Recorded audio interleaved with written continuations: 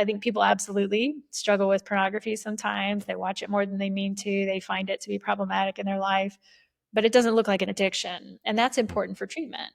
So we're not saying it's nothing, but it doesn't look like other addictions. Porn consumption as a couple, what does the research show? It depends on if you're hiding it or not. That's interesting.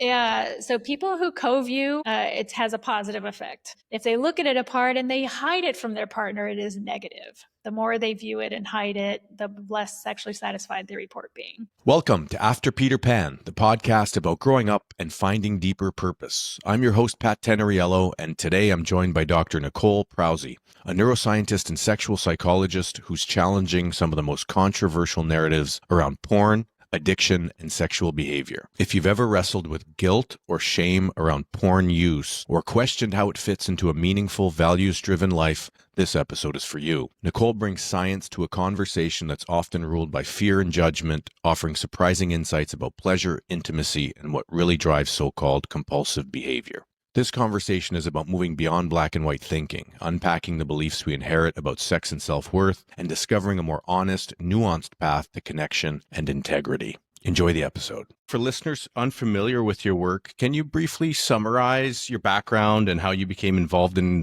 researching sexuality and pornography? I'm a sexual psychophysiologist, and there are lots of paths to that. The psycho is the psychology aspect, and the physiology is that we put sensors on people.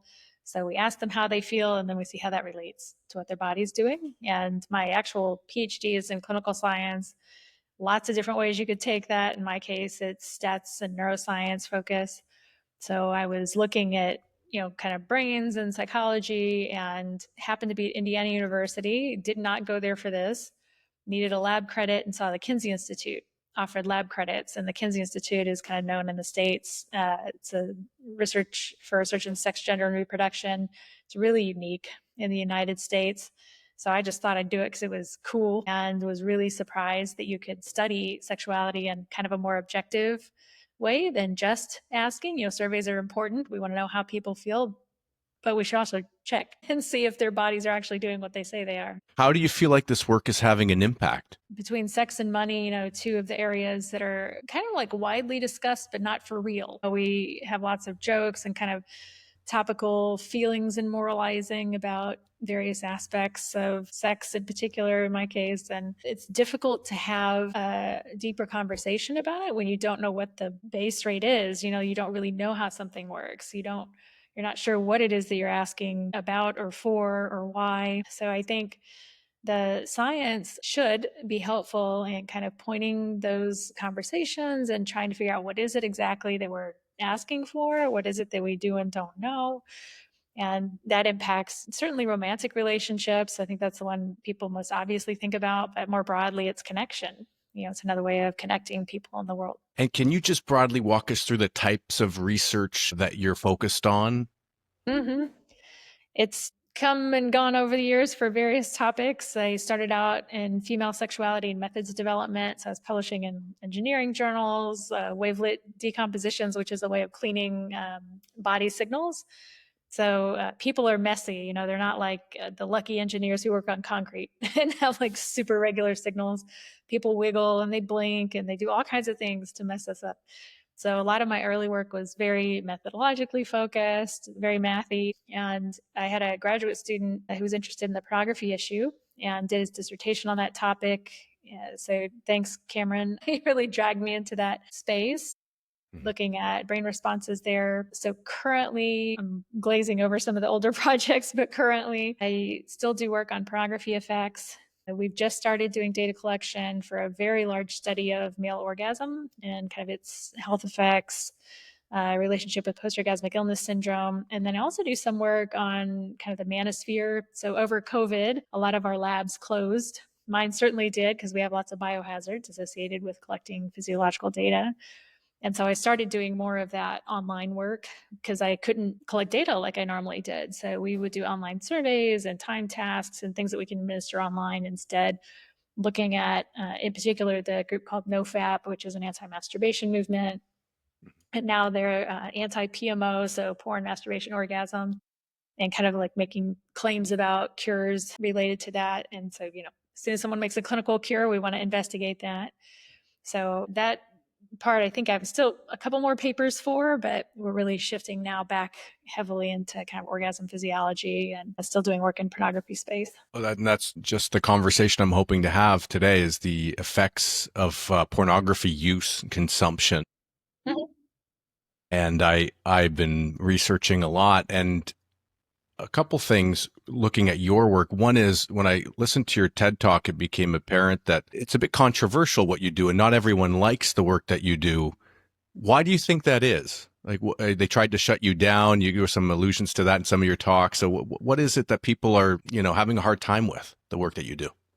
Yeah, I got a death threat just a week ago for on my Jeez. phone. My phone number is still posted online on one of these anti-porn sites, so it's not as difficult to find as I would like. But it is kind of constant. People definitely don't like the work. That's continued this entire time. The female sex stuff didn't seem to ruffle any feathers. It was really tied to the pornography work. It seems to be exclusively that.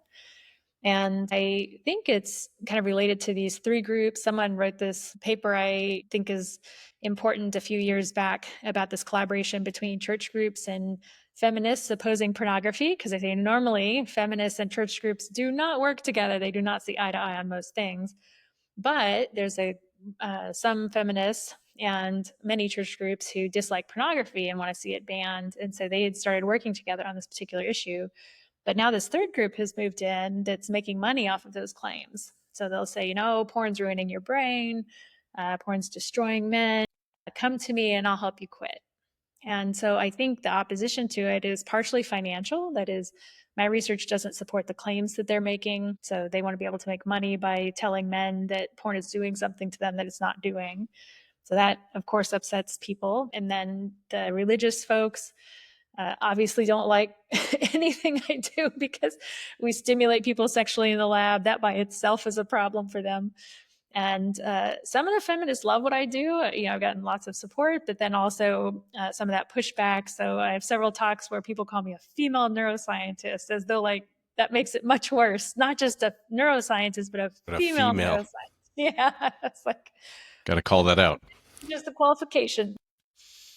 Got So it. yeah, I think it's just the convergence of a lot of groups that hate it for various reasons. And much of your work challenges the concept of porn addiction. What first led you to question that model? That student, it's Cameron's fault. So yeah, so he had an interest, and it was interesting. The school I was at the time was in Idaho, which is heavily Latter-day Saints. So the LDS run a lot of kind of porn recovery programs, even at that time. So there was a lot of interest in the community. And we happened to be the first neuroscience test of kind of a key biomarker of addiction. And we didn't find evidence for it. And what I found was a lot of people misunderstood the findings of that study. They would say like, oh, how dare you invalidate our experience? How dare you say we're not hurting? Which is not at all what we found then or now. That is, I think people absolutely struggle with pornography sometimes. They watch it more than they mean to. They find it to be problematic in their life, but it doesn't look like an addiction. And that's important for treatment. So we're not saying it's nothing, but it doesn't look like other addictions. Some of the critics who argue the other way, they would suggest that porn can hijack the brain's reward system in the same way addictive substances do. You're not saying that. Why do you disagree with the classification of pornography as addictive? So when you want to call something an addiction, there are kind of a list of things it must meet. And, it's science. So there's some disagreement about this list of criteria. But in general, there are some things we agree on. One of them is the presence of this enhanced biomarker that's not present for pornography. It is present, interestingly, for gambling. So that makes it different and distinct. Another is the transition from having the stimulus. So if it's a drug, you originally take the drug, it feels great, you feel very pleasurable. And all over time, you end up needing the substance just to feel normal. So they would say, like, just to get rid of the negative. So it transitions from impulsive to compulsive use. And we don't have that data for pornography. So even in people who've been, heavy users who think they're compulsive, they still have an impulsive type response in the brain. That's not consistent with addiction. Their withdrawal symptoms, that one's a little more debated of a criteria for addiction. But people will say, like if you ask them directly if they feel they would have withdrawal symptoms, they will say yes. They will absolutely report them. But if you follow people over time, the longitudinal studies show that's not the case. They're actually not elevated. So we're not sure why they're reporting that, but we've seen that now in a number of studies where like people report, porn did something to them, but then we can't document it, or like we find the opposite when we actually try and follow it up.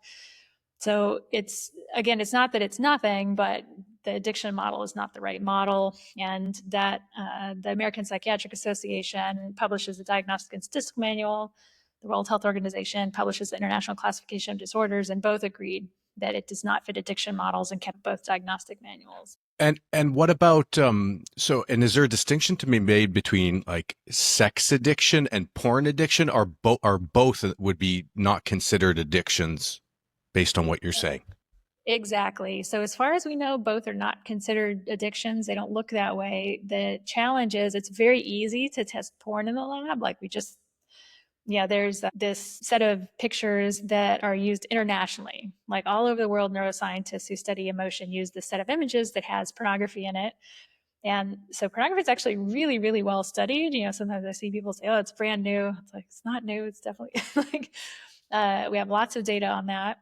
We can show people films pretty easily. We do that in the lab to provoke a sexual response, to look at genital arousal. It's more difficult to study actual sex in the lab. So we have done some of that. We've had partners come in and do genital stroking of the other person.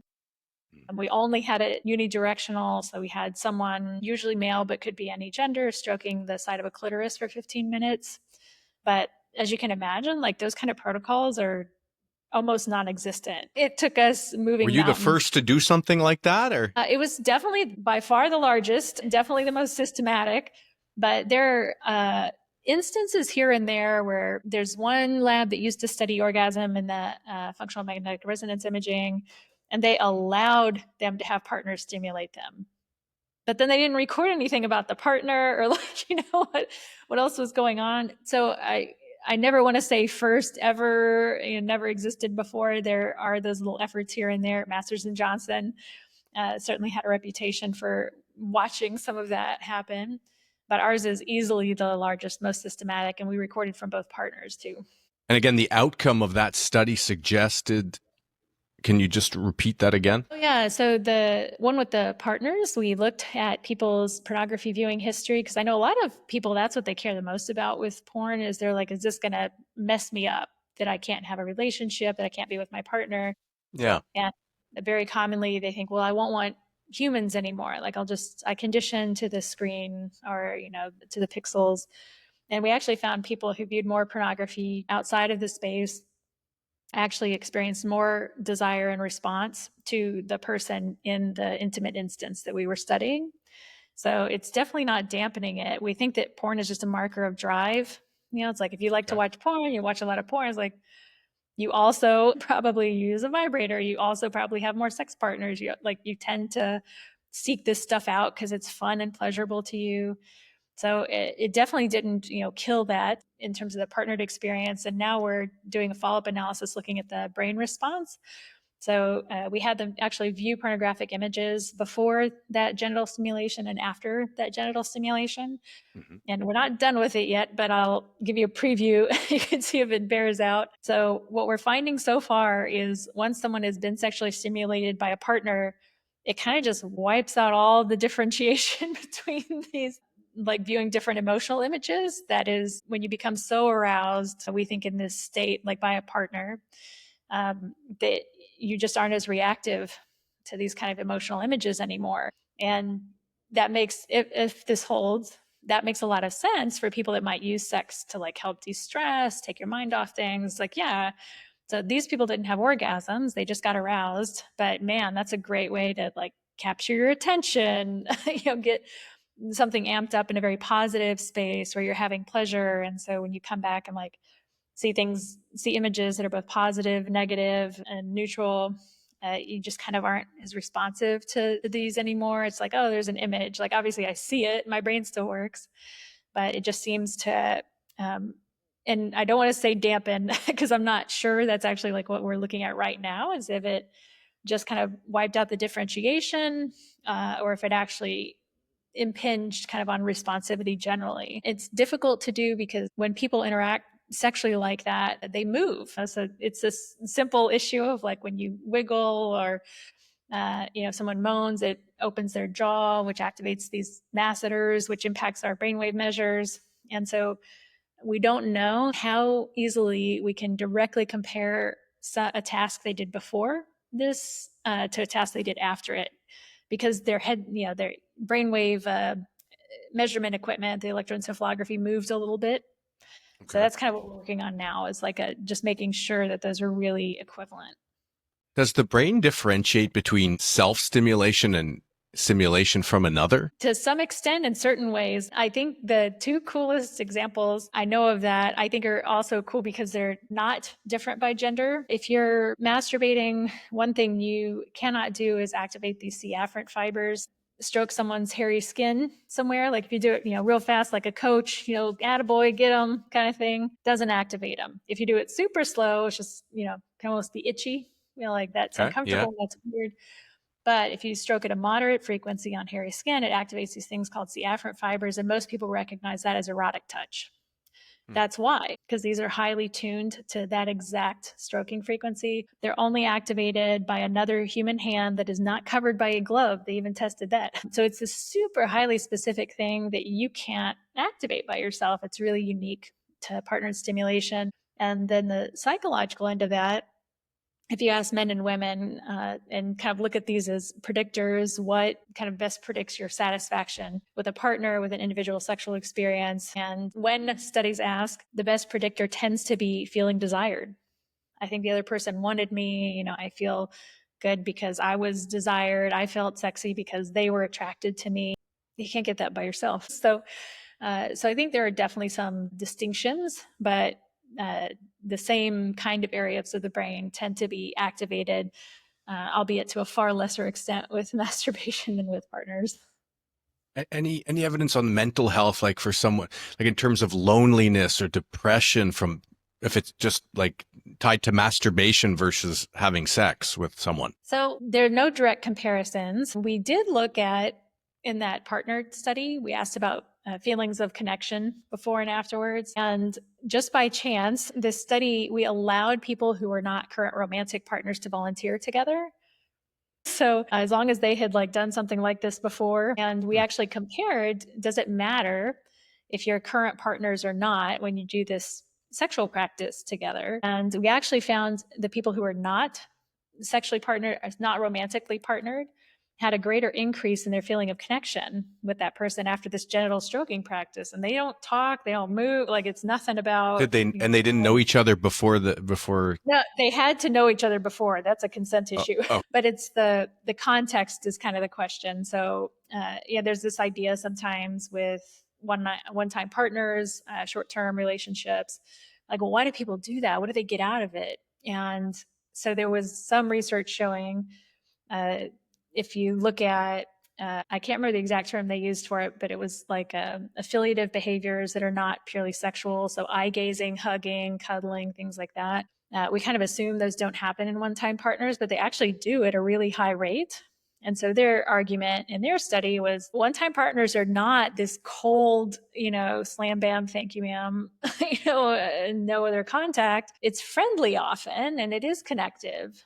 And so that's consistent with what we found looking in this laboratory approach. That is, people who weren't partnered, had a greater increase in this feeling of connection. And we looked and it's like, well, they came in with a lower feeling to begin with because they're single, they're not partnered. That totally made sense in hindsight. We had no idea, starting the study, that we were going to get so many people who weren't romantic partners. So just we got lucky being able to analyze that.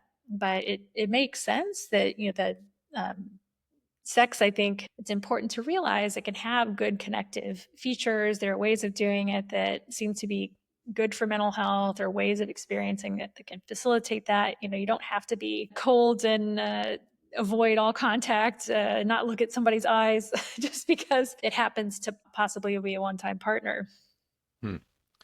You're touching on a few things that kind of make me reflect on my own life and kind of the previous version of myself, which was one of I was a single guy. I would sometimes have hookups or, short, one night stands and that sort of thing. And yeah, in the moment, I think there could be some tenderness and some of that you're discussing. Albeit typically there was some alcohol involved. And so the memory the following day of that wasn't, I didn't remember it, but I do agree that it doesn't always have to be just, the opposite of that. But I do know that, when I wouldn't see that person again, after it was over, I did kind of feel cheap, or I felt like I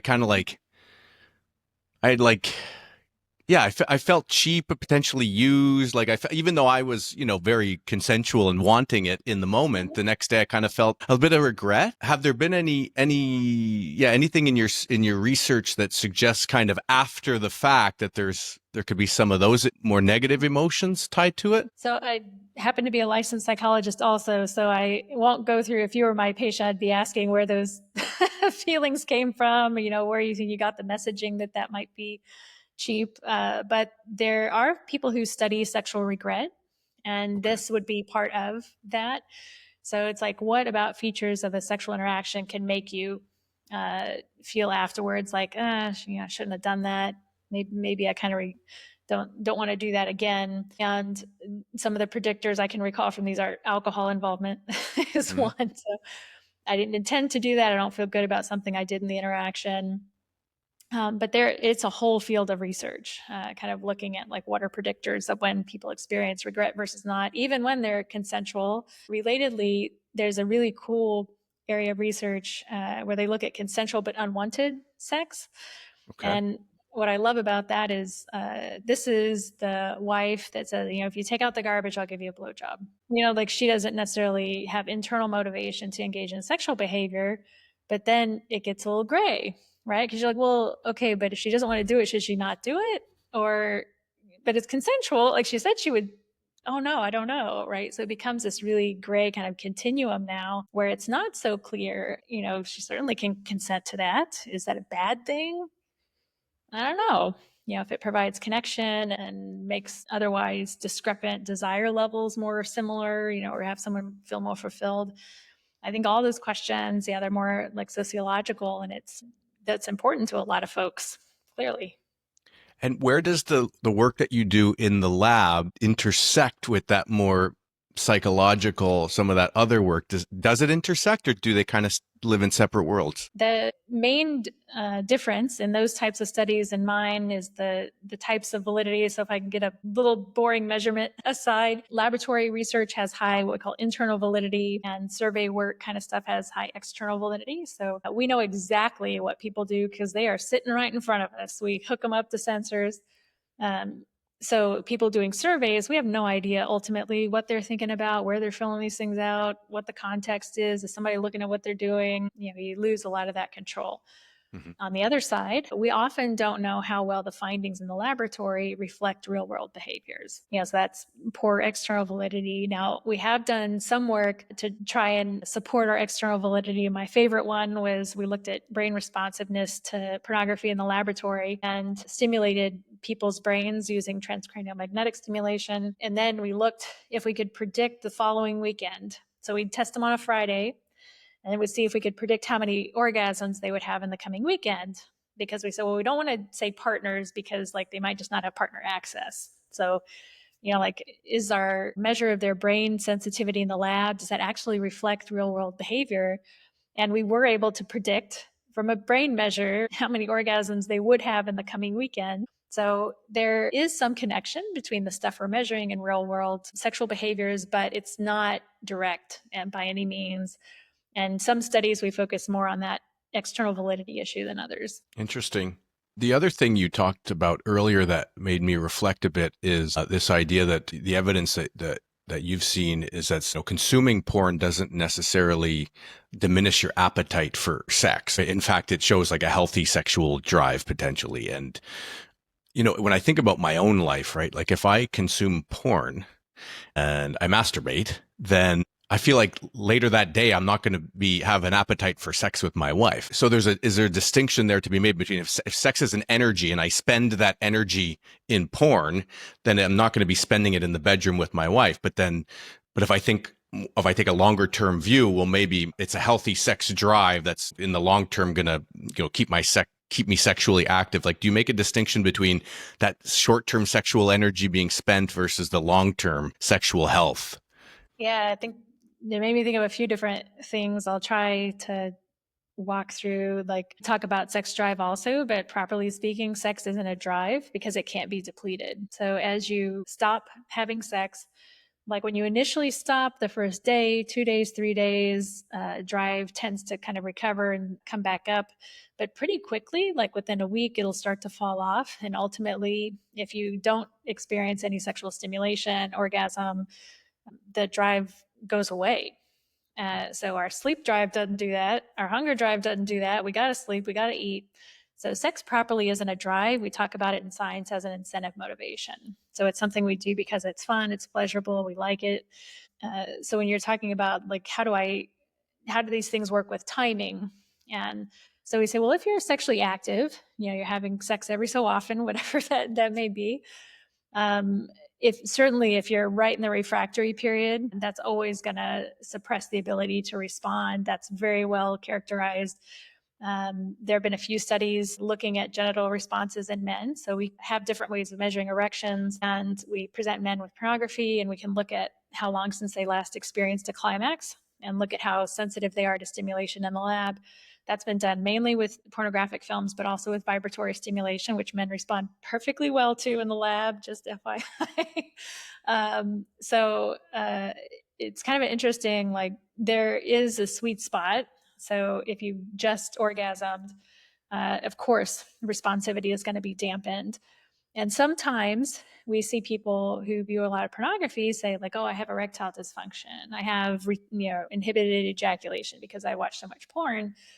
It would say, well, in some cases, it may be the main use of pornography is for masturbation. People aren't sitting there with popcorn watching the stuff. They're masturbating to it.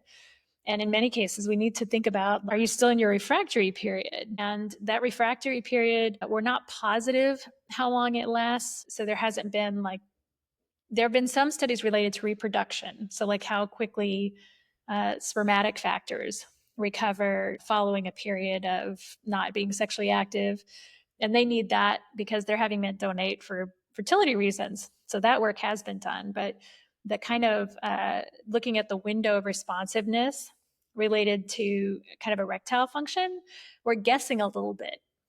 Like when we say, oh, you're going to have a refractory period and it varies. How much does it vary? How does that tend? We know it gets longer as you get older. We're pretty sure of that. Yeah. But what else might affect that? And when do you know? So like if you just masturbated to pornography, like how long should you expect that to still be in effect? I can make an educated guess. We have some data, but it's not as good as it could be. I see. I mean, a lot of your work, you very clearly talk about that the main motivator for people to have sex is pleasure.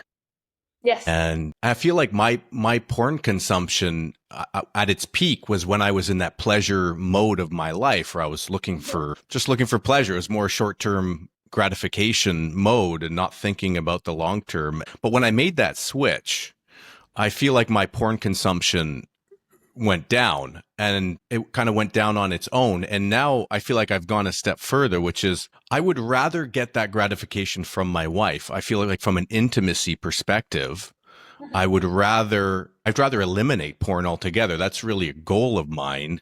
It's been a year and a half now, and it's a goal, but let's just say I fall short. And the reason for that is, well, there may be months where, my wife had a miscarriage not long ago. And so we weren't having sex for a while and that sort of thing. But I think through this experience, it's not so much about giving up porn. It's about aiming at an ideal, but then having open and honest communication with my partner about that, and not sneaking around and feeling like I'm doing something that maybe I feel guilty about. So that's kind of where I'm at in my own personal life with porn. I strive and aim to eliminate it. I've heard you talk about how that could be problematic. Usually it's not the porn use that's problematic. It's more the guilt and shame from someone who's trying to aim at something like eliminating it cold turkey and then falling short and feeling really, really shitty about themselves. Can you speak a little bit to that? Absolutely. Thing what I like about what you're describing is, this is kind of my goal. I understand why I'm doing it. I kind of have reasons when it fluctuates. I kind of have got some understanding why. And it doesn't sound like you have this strict abstinence goal to the point that it's, if I do this, I believe I failed as a human being, as a man, as a person, as a partner. So, what a lot of these abstinence treatments do is they kind of wrap up all of that shame in with the failure.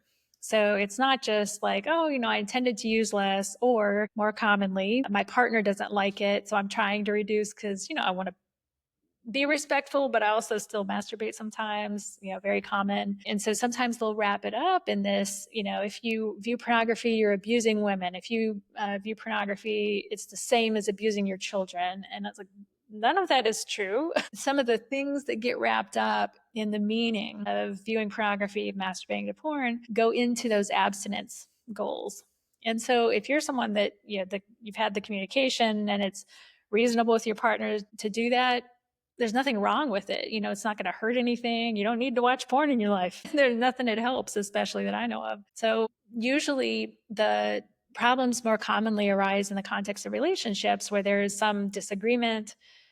And so we'll have more often in heterosexual relationships where someone, often the wife, will say, I don't agree with that. I don't want you to do that because I just don't like it. I think it's abusing women. I don't think women can consent. I've put on weight and I don't like you looking at those women because then I feel insecure about our relationship. And so rather than having a conversation about like, what is the meaning of porn to you? Kind of where is this coming from? How can we address that? Sometimes the women will demand, you must stop. If you don't stop, I'm going to leave you, blow us up, drag you to therapy. And so guys will say, okay, I'll quit. And then they don't, they like have a free weekend. She's sick for a couple of weeks and they, think that's a reasonable justification. And she didn't agree. So this is where we end up with a lot of conflict because it's, someone's not being clear about what the actual meaning of the behavior is to address the actual underlying concern. Someone else has agreed to something they really don't agree to, that's not reasonable for them. Or if it's not pornography, they need some kind of masturbatory outlet. Let's talk about what that is that makes sense. Is that boudoir photos for your partner to be able to look at those? And well, if you're looking at me, that's fine. That works. There are so many compromises people could have, but they often get caught in this really shaming, you shouldn't do that. I demand that you do it this way because, what I'm not going to tell you is I'm worried you're going to leave me. I'm worried you're not happy with me. I'm worried you're not attracted to me. I would so much rather people have that hard conversation about, their fears, underlying self-esteem issues, rather than kind of putting it on porn, saying, well, just stop porn and it'll be fine. It's like, no, there's something under that usually. Like if you think if a, partner is making that demand, there's a discussion, I would rather know kind of what underlies that and how can we help support that goal. Some really good points you just made. That makes a lot of sense. And that often that difficult conversation, it's hard to have, and a lot of people just don't bother having it. So they end up acquiescing to things that they may not necessarily think through or agree with. And then that doesn't lead to the outcomes that anybody wants. Coming back, if pornography isn't addictive in a clinical sense, I think you made the case for that. What would be a more accurate way to describe like compulsive or problematic use? And like, how would you define problematic use? So I guess, there's two questions. So what is problematic? And then what do you do if you think it is? There's not a cutoff. A few people have tried to find some kind of a cutoff, like what is too much, trying to look by minutes viewing per week. Others have looked at total sexual outlets. So like how many times do you orgasm to porn per week or per month?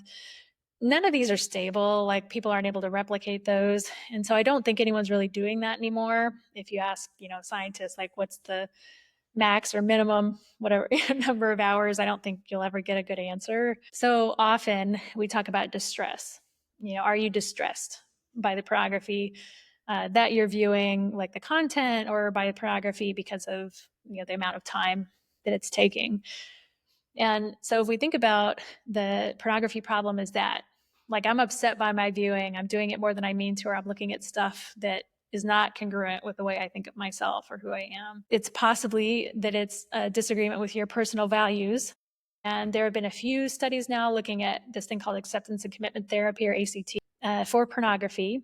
And the summary of that approach is it's a discussion typically about like what are your values around sex, pornography viewing, and can you bring your viewing behavior, if you want to continue viewing, in line with your personal values. So if you say it's really important to me to be a good dad, and I know that I'm sneaking off and masturbating for an hour to kind of get out of some childcare because I find it stressful and I don't think I'm a competent or good parent. We say, oh, yeah, that makes sense. I see why you might be worried about your porn viewing, because you're really concerned about this value you have of being a good parent, and you feel you're shirking by engaging in anything other than being a good parent. In this case, it happens to be porn. But that ACT intervention, the goal is not to decrease or eliminate your porn viewing. It's just to bring your behavior in line with your personal values. And the study we're doing now, I think, is likely the case for a lot of folks. That is, when we think about major depressive disorder, we almost always assume someone with major depression, if they have any effect on their sex drive, it's going to be to decrease it.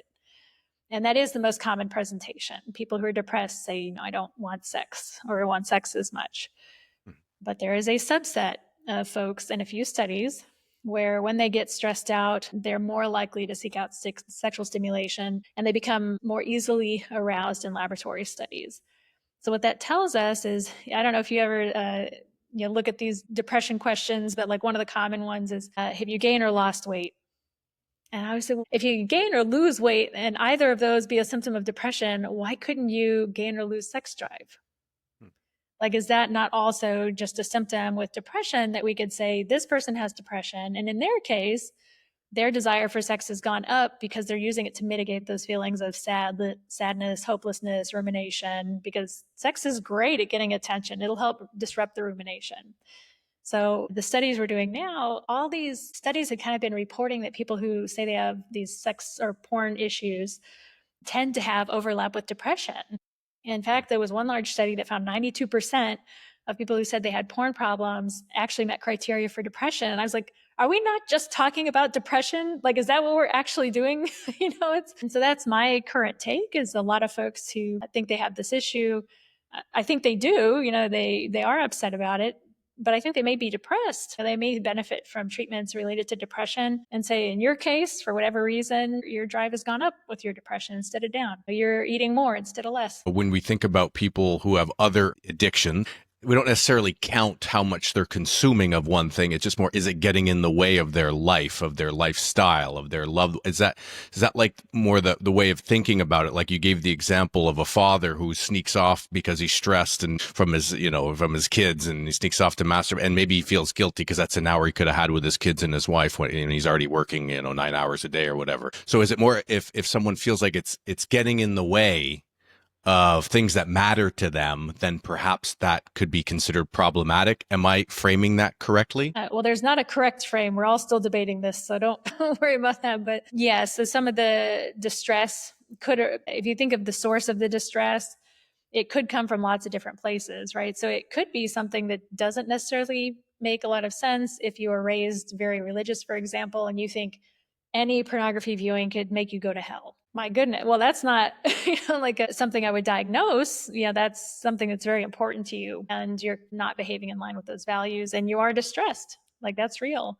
So I don't think it's similar to drugs in that sense. And some people have been looking for tolerance effects in pornography, and that would be like needing more and more either in time, so needing to view pornography for longer lengths of time, or in terms of content, like going to things that are more intense or colloquially perverted over time. Yeah. And we don't see evidence for that. Like when we look longitudinally, people will look, if they normally look at kind of penile vaginal intercourse, they'll watch BDSM for a little while, but then they tend to go back to penile vaginal intercourse. It's still the most popular porn category. So yeah, that's really interesting to me, because I've heard a lot of people say the opposite of what you're saying.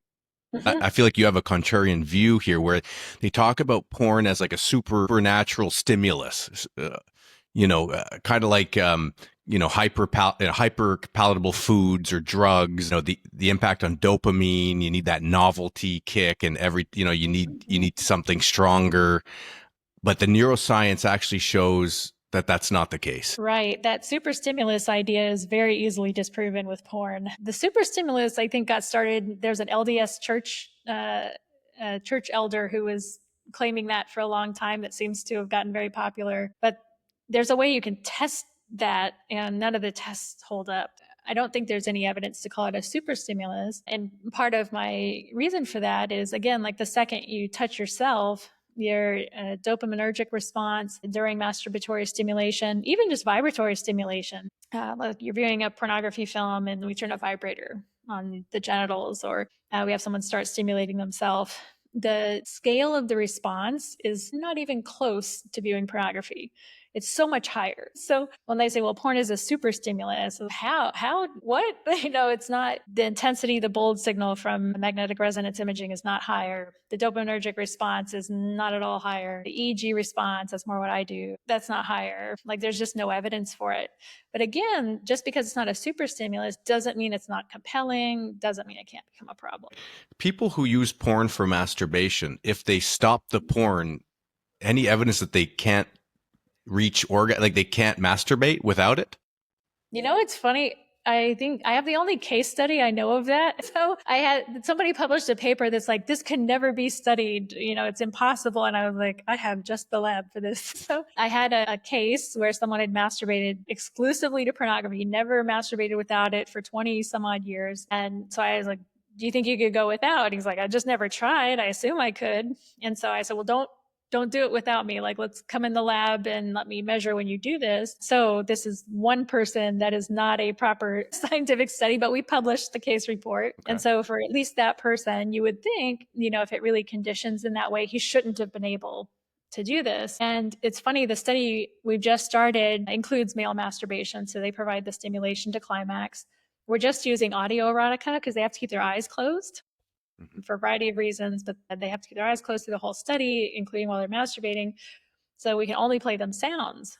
And a lot of these guys, it's going to be the same deal. Like they've been masturbating consistently with pornography for who knows how long, we're assessing that. And I don't expect to have any problem. I wouldn't test them that way if I thought it was going to be a problem. Again, it's not, I always say like you can get used to anything. The comparison I like to make is, vaginas do differ. All vaginas aren't the same. All vulvas aren't the same. And so if you're having sex with someone who has a particular type of vagina and you change partners, sometimes the new partner feels a little different, or they bear down a little bit different. And sex is a little weird at first because you're kind of trying to figure each other out. It's like, what is this person? How do they structure it a little differently? This person feels like they get less wet. That one gets more wet. It changes friction, it changes dynamics. You have to get used to any new sexual situation. So for me, it's like yes, if you're used to masturbating to porn, is that anything to think is bad or wrong or going to take something to uncondition? For me, it has to overcome kind of that comparison. It's like, is it any different than just being used to anything? And if someone says, well, I have a new partner and they have this kind of characteristic, they want things really super slow and it's really difficult for me to go slowly.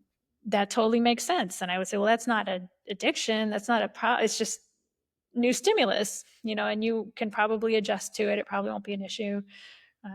But a lot of that is more speculative. We just don't have great data on like actual sexual interaction. Got it. Some have argued that porn use promotes hedonistic pleasure. I'm coming back to this because this is kind of the theme of the podcast. Without responsibility and undermines the development of long-term relationships. It's kind of like it's so accessible that the impetus to kind of get into a relationship is diminished. I think about these stats. I don't know the specific number, but something like young people are having a lot less sex than the prior generation. And I think about like why that is. And I hear people talk about, well, it's like a man will see more hyper beautiful women in one day than most men on the earth have seen in their lifetimes. And so it's just so accessible that there's just no impetus to want to get into a relationship which is complicated and messy and difficult. Do you have any hypothesis on why young people are having less sex? And do you subscribe to that idea that porn promotes hedonistic pleasure? I think porn is hedonistic I don't think there's any doubt, that we can look at all the brain structures related to pleasure. That is why we use it in the lab. It is very good at provoking pleasure responses. That is a characteristic of it. Now, that said, like what you're talking about, I think the context is important. I think in some cases that may be more challenging or problematic for someone. In others, it can be useful. So when I first heard about the decline in sex over time, first always skeptics had like, is it really? Who's asking? What was the nature of the question? I believe the data now. I was like, that. I actually think there is a good decrease. I think it's well replicated. And where is that happening? And just like you described, I think it's primarily young men who seem to be putting off intercourse, putting off partners. And at first, it kind of made me laugh because I was like, isn't this exactly what we've been trying to do for 30 years? Like, we want young people to delay sex and to be more selective with their partners, to be safe, both emotionally and physically. So I would say on the one hand, if porn and masturbation are replacing you going to the bar and getting blackout drunk and hooking up with someone, or being coercive and assaulting someone, well, that's an obvious case, then it's a great thing. Yeah, let's not do that. Use this instead, for sure. However, if it's you're someone who's already introverted or maybe depressed, and you're saying, I'd rather just not have to do this. I don't like the rejection, and this is easier. I can get my needs met this way. I would say, well, in general, you'd probably benefit from going out and having some more social skills developed. So I don't think it's a clear cut like win or loss. It kind of depends to the extent that porn and masturbation have displaced and reduced some of the risk taking behavior that we see. It seems like a great thing. But if it's something for some individuals that helps them avoid social interactions because they're socially anxious or avoidant or depressed, and you have trouble getting motivated to get rejected again, I totally get that. I think that's a problem that we therapists can potentially help with. That makes sense. Some argue that excessive porn use is tied not to lust, but to a lack of meaning or purpose. Do you agree that meaninglessness is a major variable in compulsive behavior? I haven't seen any looking at like meaningfulness per se, but the general idea like of compulsive sex is I'm just using it to reduce my negative feelings, and that's it. I'm not getting pleasure from it anymore. People definitely report doing that, and they'll say I engaged in this for that reason, but we have trouble documenting that in the lab. So if we bring those same people in and they say, I have compulsive use, and we try and document that they don't actually get pleasure, that it's really about the reduction in negative affect, they're more responsive still, like they have more of a pleasure response than people who don't say they're compulsive and view pornography less. So that story doesn't totally make sense to me, but it's also like, again, that's part of a sociological explanation potentially. Like if you believe that that is what it means for you, it could be self-fulfilling. If you think I view pornography because I can't find a partner, nobody wants me, I'm not worth love, I'm not going to be in a relationship, I'm never going to have kids, wherever that goes in your mind, of course that could become, well, this is what I'm stuck with. This is just where I am. And I absolutely could see where that could kind of cycle back on itself and say like, this is, it's got to be meaningless. Why else would I be doing this? Yeah, just kind of guessing there because I can't think of any data that say looked at that specifically. Okay. And you talked earlier in the conversation about the movements like NoFap that promote abstinence in order to gain clarity, purpose, and discipline. Even if porn isn't addictive, do you see value in this kind of abstention as a personal growth tool? No. So part of what we looked at in the series of studies we did, there are support groups, obviously, for a variety of things online, including alcohol abuse, including depression. And when we look at people who are involved in those abstinence communities, as compared to these other support communities, they're doing worse. The more involved they are, they tend to report more depression symptoms, more anxiety symptoms. So, it's not causal for certain, but they're saying that's what caused it. So if somebody's going for support online, we want them to get better over time. And if they don't, we'd say it's probably not a support for them. But the bigger concern for me in those data were a subset of folks. We said, okay, if you say, what's a relapse? Their forums are like filled with people. Is this a relapse? Is that a relapse? They're very obsessed with like this relapse idea. And they define it differently. Some people say it's a relapse to masturbate ever. Some say it's only a relapse if you masturbate while viewing pornography.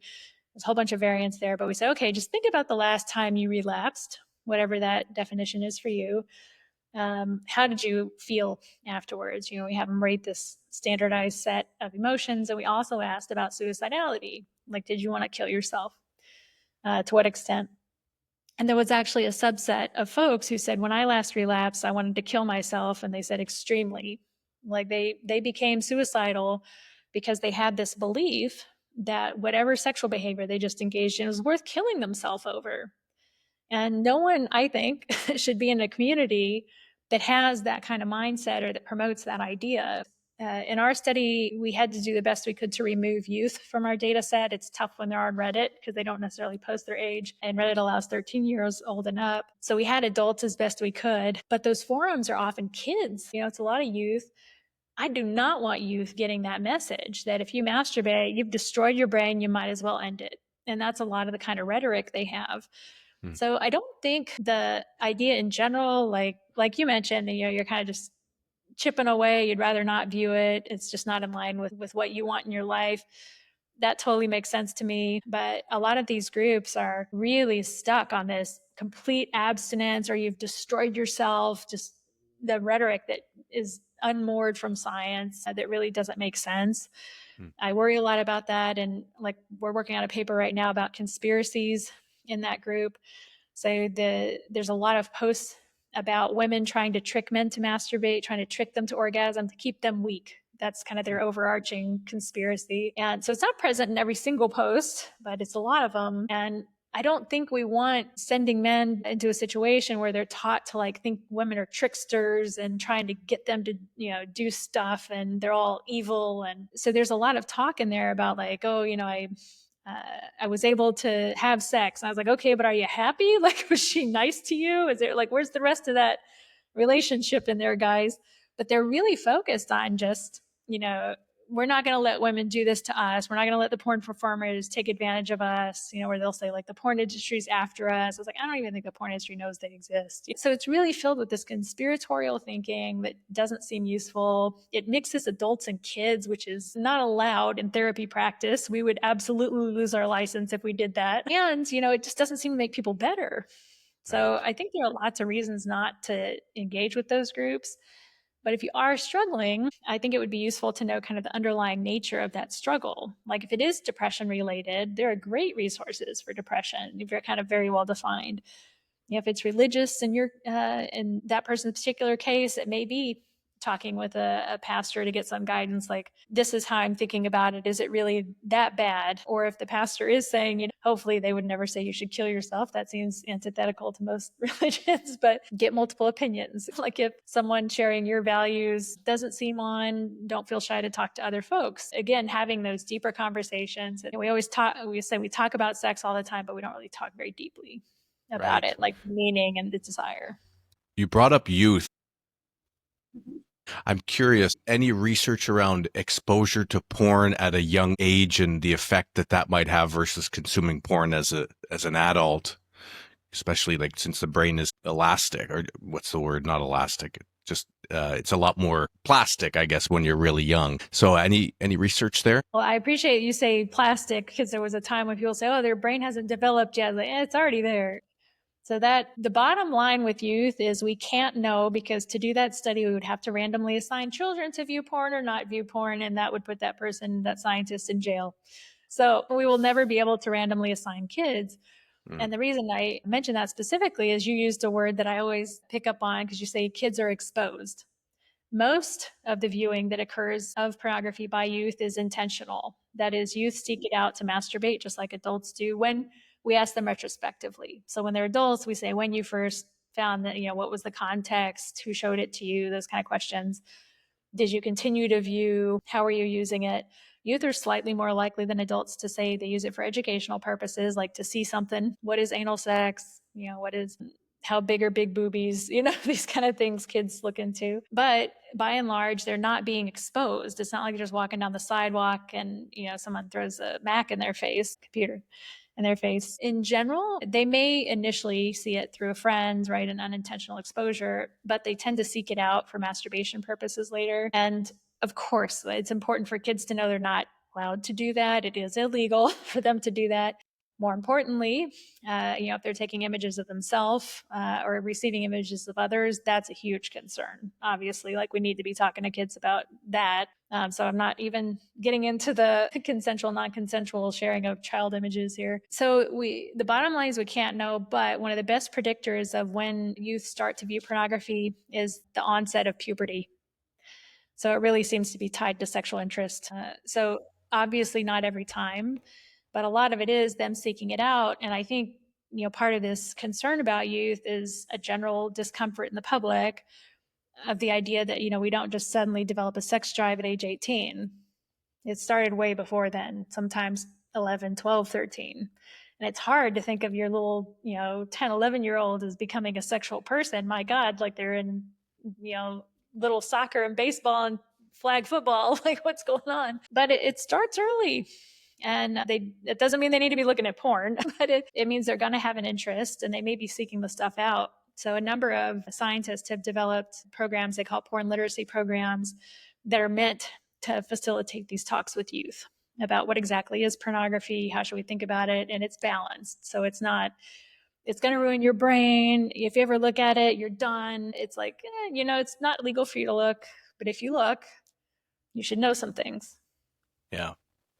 Yeah. What do you think is one major public misunderstanding, or maybe multiple misunderstandings about porn and the brain that you wish you could clear up? And I've heard you talk about this in other interviews where you're like, this is common knowledge in my field, but it seems like it just never makes it out to the public. What would be some of those like kind of glaring examples? Well, if I can pick up on, like earlier, you mentioned porn hijacking. I see that word hijack all the time. I was like, porn is doing exactly what it's supposed to do in the brain. It works on emotion systems, just like, being highly upset, being very excited. It's the same emotion circuits in the brain. It's not hijacking them. It's working exactly like it's supposed to. We don't see that as problematic. In fact, it's used to test responsivity. So if we think someone is struggling with like underreactivity to pleasure for whatever reason, but often because they're depressed, if they don't respond to porn in the lab, that's seen as a problem. Like that's evidence that you have a problem.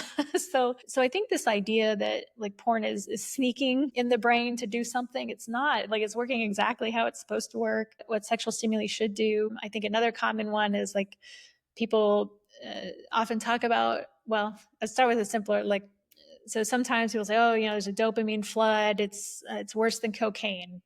Well, that study's definitely never been done. You'd have to give people cocaine and show them porn in the same study. That's never happened.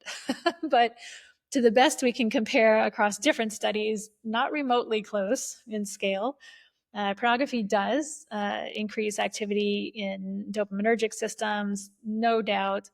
It is nowhere near partnered stimulation, as far as the few spec studies we have of that actually can look at dopamine. That's an important point. So you're saying that in the dopaminergic reaction with couples it's always greater than the amount you would get from watching porn. Yes. I don't know why people say like this is going to. That is shocking to me. Blow out your dopamine receptors. I was Yeah. like, how?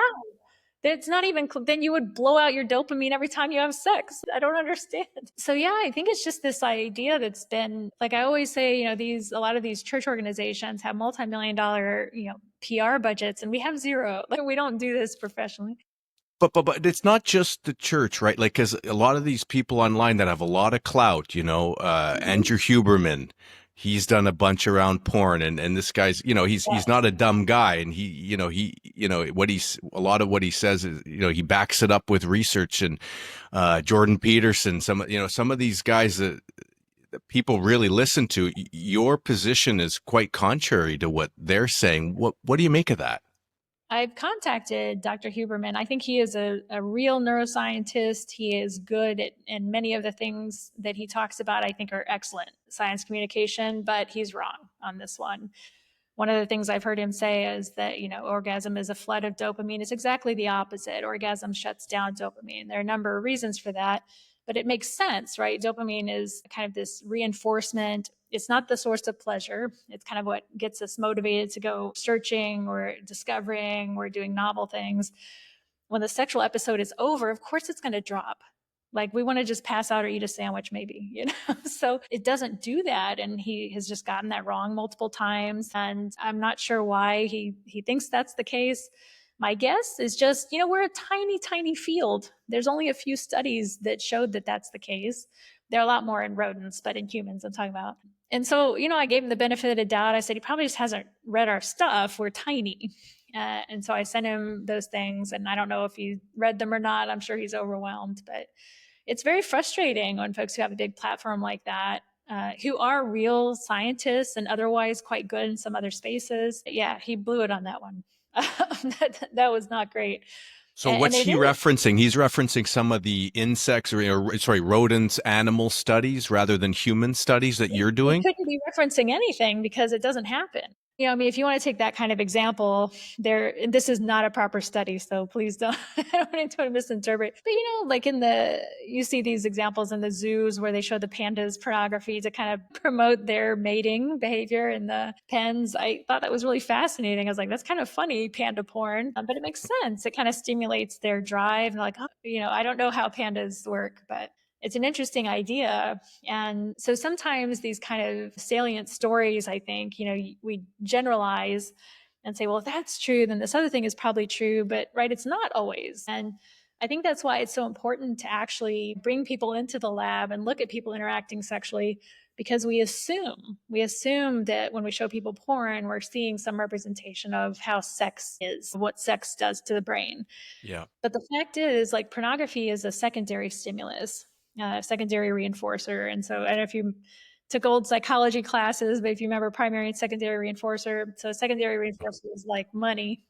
So it's like, I give you money and you like getting it, but not because it's money. You can't like do anything with it.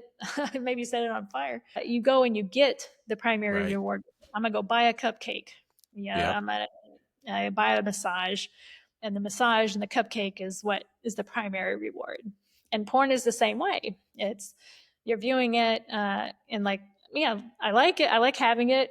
Looks fun, but it makes me want to go do the primary reward. I want to masturbate. I want to be with a partner. I'm going to go do something else that actually engages the primary reward system. And those are they are separable in the brain. Like, the primary and secondary reinforcers are not identical circuitry. So those are, I should say, they overlap a lot, but they are easily distinguished.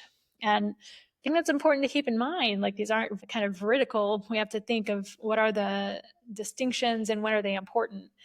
And again, like, I love Huberman. I don't want to go say he's not real or doesn't know the brain, but he doesn't know the brain on porn.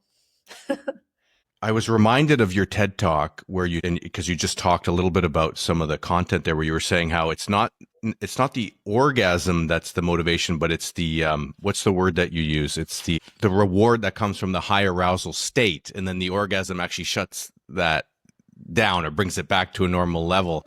And then you talked about how now that we know that, it could be applicable to meditation or akin to meditation. I'm an avid meditator. I practice Zazen. And so when I heard that, I thought that was really fascinating. Have you done any work in that field? We're trying. So we love this idea. So my collaborator, Greg Siegel, has done a lot of work on meditation, has a lot of data on meditators. And when we started seeing these data, he's the one who actually brought that. He's like, this is like these are meditating brains. He's not a sex researcher per se. He is now, I tell him. But, we look at these brains in high arousal states. He's like, it's like the same kind of thing. So it's difficult. In science, we're usually looking for differences. And so in this case, we're trying to make the argument that they're reasonably similar, that meditating brains and highly sexually aroused brains are actually reasonably equivalent to one another. And we keep meaning to do that analysis because he has data from hundreds of folks. And then our study has hundreds of folks in high arousal states. So we have not done that comparison yet, but qualitatively, I think the argument is there. And one way to think about it is that high arousal state we're talking about is when you first start to get sexually aroused, you're really engaging in effort. You're trying to direct your arousal. You're trying to become more aroused. You're trying to respond to a partner potentially. It requires focus. It requires effort. But then when you want to start to approach climax, those things switch really remarkably. So the amount of effort drops, the focus and concentration reduces. And we think that happens because to have a climax, which we still don't know how climax is triggered, but to have a climax, it's essentially a global synchronous firing across the brain, not identical to a seizure, but very similar to a seizure. So you don't want your brain just slipping into this state, when it's not anticipated. You need to be prepared and ready for your body to have that. So we think it's that brain state is unique in just preceding orgasm. And so it's not just being aroused. It's something that's kind of unique from that, but that most people pass through on their way to climax. So if we can figure out exactly kind of like what that state is, we have some better idea of like that it's actually started when you start to try to have a climax. But how, and does that differ? Like just with meditation, some people can get into that state easier. People who are really practiced get into that brain state more easily. It makes sense that might happen with sex too, but a lot of that's speculative at this point. And when you say that state, like, do you guys have a way that you define that? So what we found that's most remarkable are two indices. So we have a measure called galvanic skin response, which is a measure of sympathetic nervous system activity. Generally, you can actually measure this yourself. The iPhone has little e-sense things you can buy. They just go on the middle two phalange of the finger. You have to keep your hand still, but that's really the only thing for getting a good recording. And the galvanic skin response really will increase initially because you're engaged in effort. This is, again, kind of a SNS, the sympathetic tone index. But when you start trying to climax, it will drop precipitously. And because it's a single line, it's very easy to see in the lab. Like we just watch them go up. We say, okay, now try. And it just goes straight down. We're like, that's crazy. Like we don't get signals that clean usually. The other signal we see is in the brain waves. There's alpha brain waves that are typically from 8 to 12 hertz. That's usually the band people are working on when they're doing biofeedback and stuff. It's something you can train yourself to manipulate.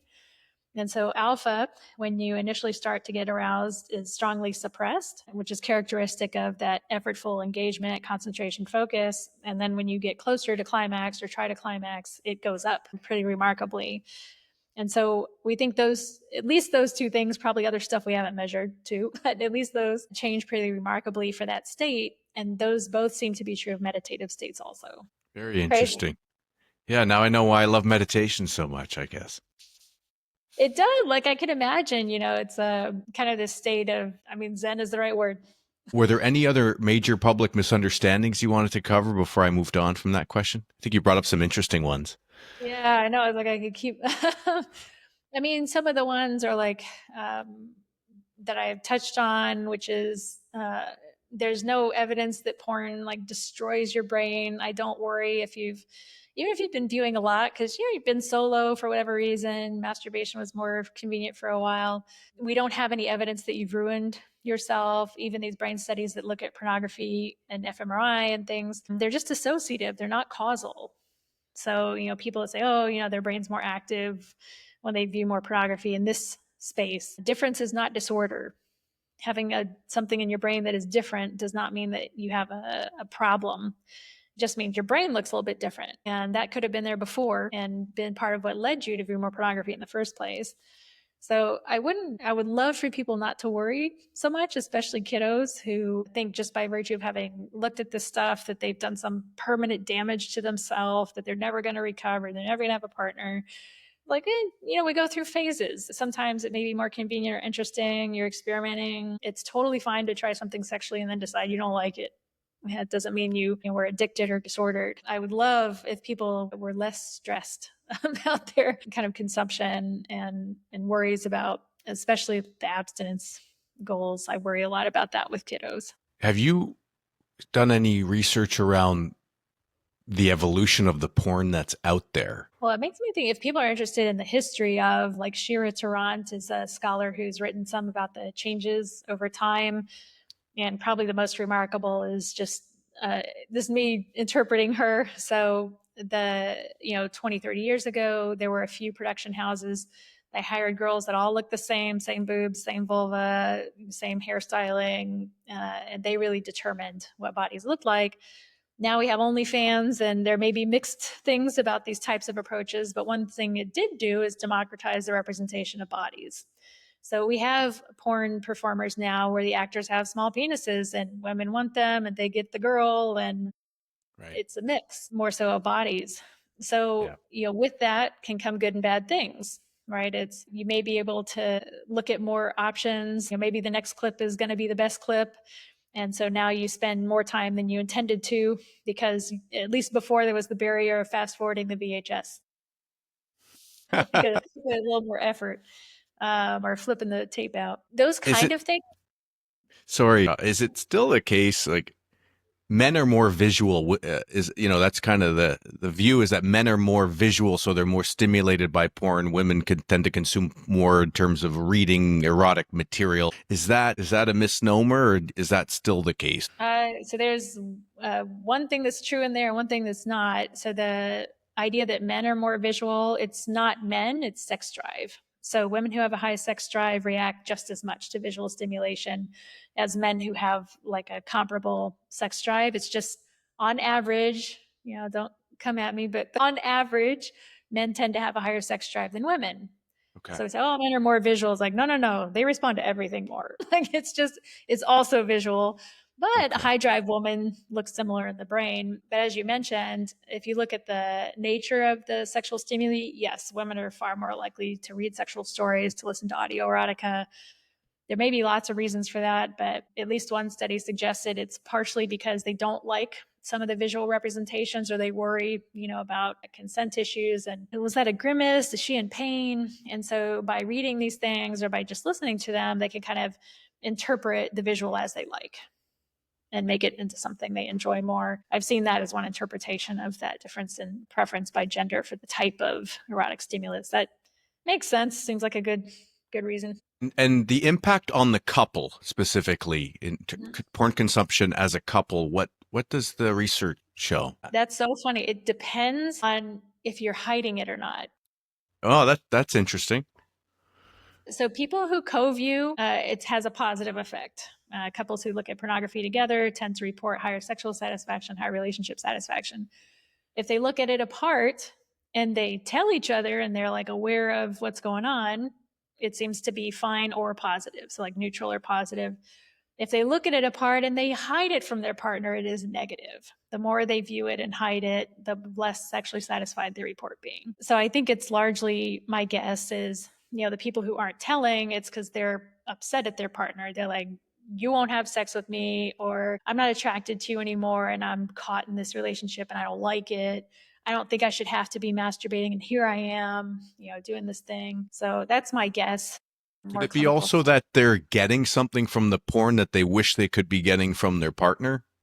Some kick? Sure. So, I mean, in that case, though, you could imagine that might as well be positive, right? So, like, if your partners are discrepant, like one really likes feet and the other one can't stand to have their feet touched, please, God, go look at porn for feet. Don't bother me. Like I don't mind you doing Right. that, but don't touch my feet. I don't like it. So, in that case, it would be positive. But if it's something that I have to look at feet and I don't like sex if I can't look at feet and you won't let me. And so now I have to go to this porn. Well, then it would be negative. So it does seem like kind of a context issue there. For listeners who do feel genuinely distressed about their porn use, you've touched now on ACT therapy. You mentioned maybe talking to a pastor or something could be a good thing. What other advice generally might you have for someone who's looking to address their porn use in one way or another? Recognize a lot of folks aren't going to have, especially in the US, financial resources necessarily to go see a therapist all the time. I get that. And if you're trying to do any work yourself, I would think about the nature of the problem. Like when you feel upset, is that happening because your partner caught you and they don't want you looking? You don't necessarily feel so bad, but your partner is upset. Well, that's more of a, couples therapy, marital therapy kind of concern. Is it, every time I look, I feel like I'm hurting someone? I feel like I'm disappointing God.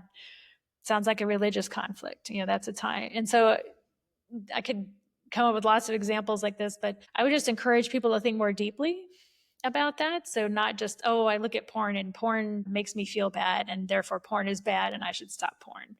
To me, that is very surface level. That is not getting at whatever is actually bothering you most likely.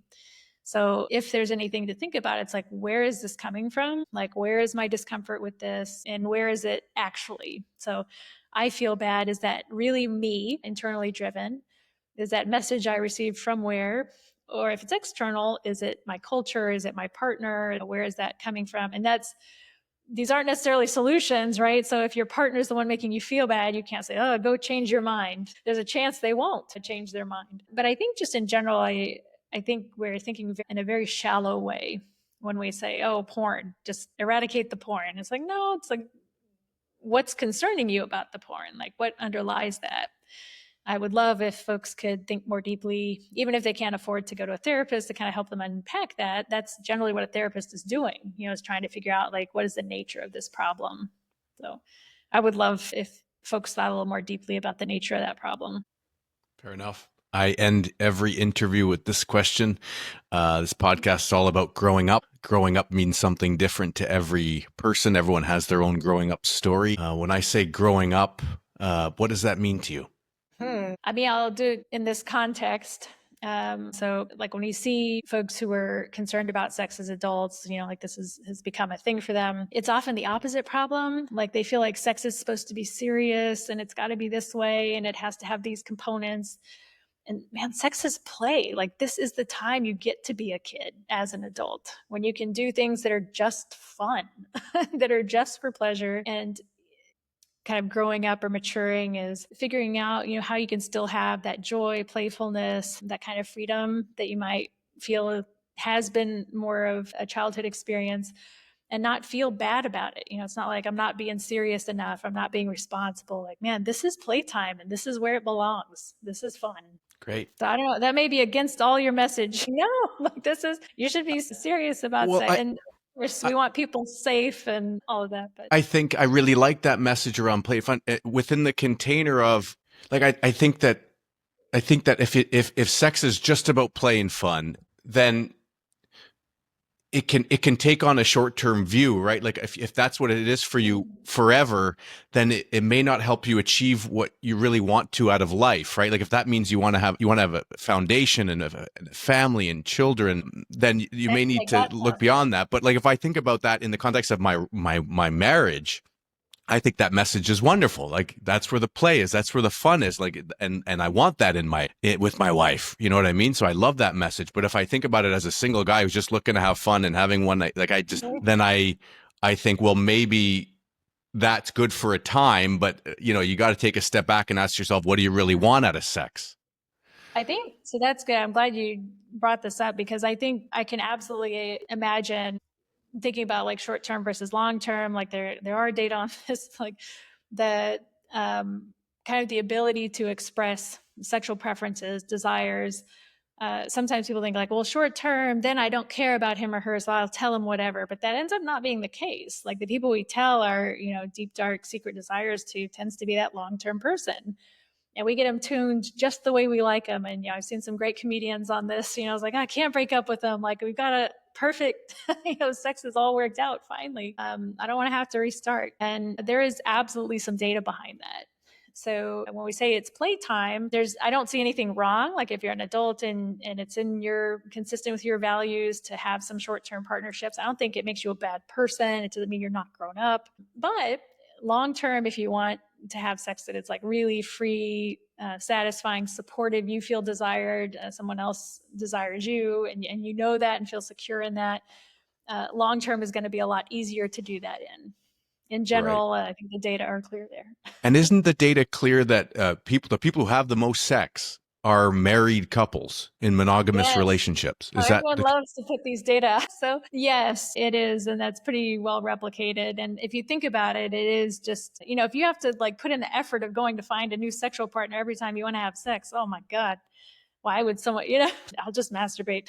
This is too much or cost too much. Yes, in general, people who have a long-term partner will ultimately have more frequent sex. And more satisfying sex or just frequent sex? I think it depends kind of how you break it up. But generally, yes, generally more satisfying. I think that's fair. Some people debate, like if you look at the presence or absence of an orgasm, which some people think that's important for satisfying sex. Others say it doesn't matter as long as you think it's satisfying. Who cares if a climax happened or not? Yeah. So that's why I'm equivocating a bit. But in general, if you just ask people about satisfaction, then yes, longer term is generally they report higher satisfaction sexually and in relationships than short term.